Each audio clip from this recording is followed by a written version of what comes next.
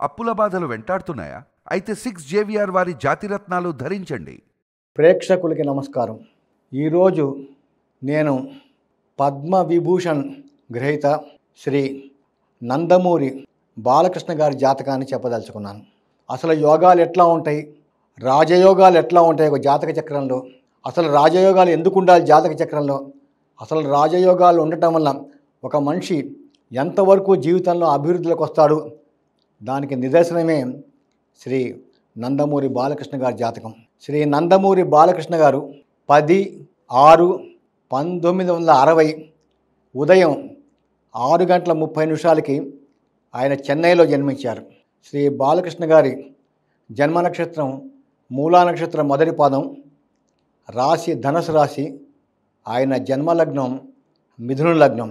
మిథున లగ్నానికి యోగం చేసే గ్రహాలు లగ్నాధిపతి బుధుడు, పంచమ వ్యయాధిపతి శుక్రుడు, అష్టమ భాగ్యాధిపతి శని ఈ యొక్క మిథున లగ్నానికి విపరీతమైన యోగం చేస్తారు.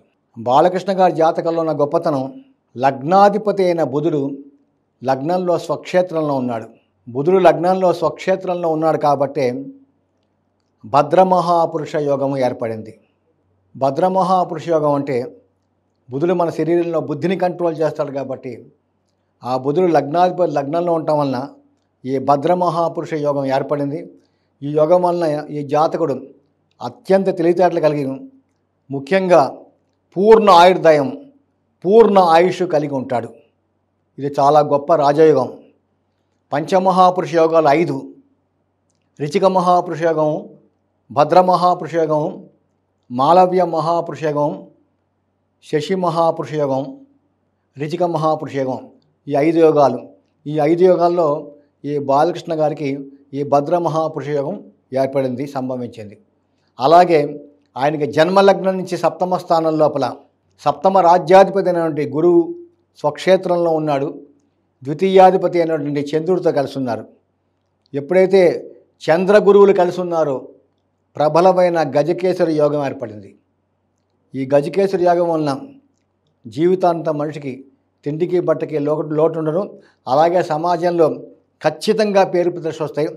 దాని ప్రకారమే ఈ యొక్క రాజయోగం వల్లనే బాలకృష్ణ గారు 3 సార్లు ఆయన హిందూపూర్కి ఆయన ఎమ్మెల్యేగా గెలిచారు.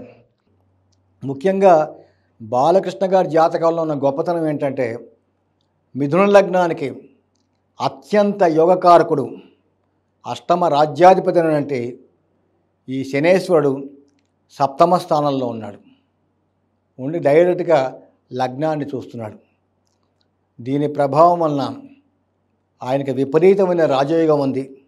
అదృష్టం విపరీతంగా ఉండి గత జన్మలో ఎంతో పుణ్యం చేసుకున్నాడు కాబట్టి నందమూరి తారక రామారావు గారికి తనయుడిగా జన్మించడం జరిగింది.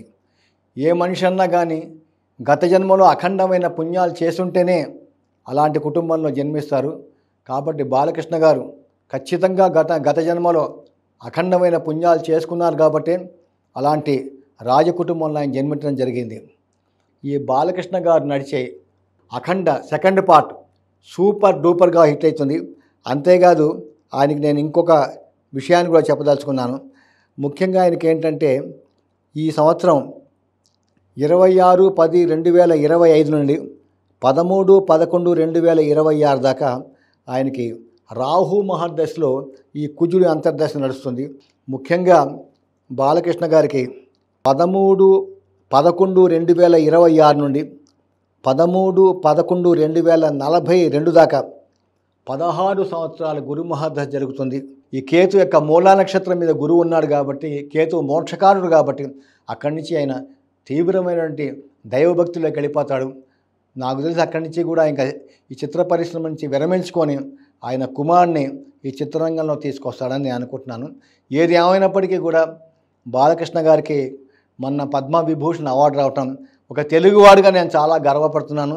బాలకృష్ణ గారికి భవిష్యత్తులో ఇంతకన్నా పెద్ద పెద్ద అవార్డులు రావాలని, మనసా వాచ కర్మని ఆయన అఖండ ఈ సెకండ్ పార్ట్ సూపర్ డూపర్గా హిట్ అవ్వాలని కలియుగ ప్రత్యక్ష దైవం శ్రీ వెంకటేశ్వర స్వామిని ప్రార్థన చేస్తూ ముగిస్తున్నాను. నమస్కారం.